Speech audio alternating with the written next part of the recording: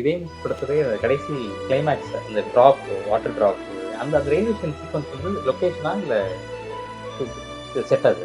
இல்லை சார், அது வந்து ஆக்சுவலாக எக்மோர் ஸ்டேஷன். அது கதிர் வந்து என்ன பண்ணாருன்னா வந்து சப்ஜெக்ட் சொல்லி முடித்த உடனே ஆனால் இந்த கிளைமேக்ஸ் மட்டும் ரயில்வே ஸ்டேஷன் எடுக்கணும்னு அப்படின்னு என்கிட்ட ரொம்ப இன்சிஸ்ட் பண்ணார்.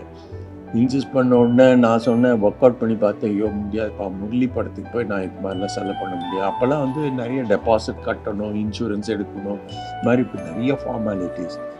சரின்னு சொல்லிட்டு நான் ரெஃப்யூஸ் பண்ணிட்டேன். அப்போது அப்துல் ரஹ்மான், சயீத் அப்துல் ரஹ்மான் தான் சினிமாட்டோகிராஃபர்.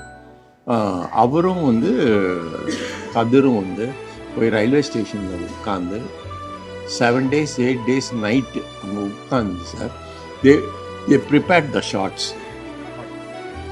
ஃபஸ்ட் டே என்ன எடுக்கலாம், எத்தனை மணிக்கு ட்ரெயின் வரும், லாஸ்ட் ட்ரெயின் எத்தனை மணிக்கு வெளியே போகும், ஷூட்டிங் ட்ரெயின் எத்தனை மணிக்கு வரும், அப்போது என்னென்ன எடுக்கலாம், எத்தனை கேமரா வேணும், என்ன லைட்ஸ் எங்கெங்கே வேணும், க்ரௌட் எவ்வளோ வேணும், ஃபஸ்ட்டு டே செகண்ட் டே என்ன வேணும், தேர்ட் டே என்ன வேணும்.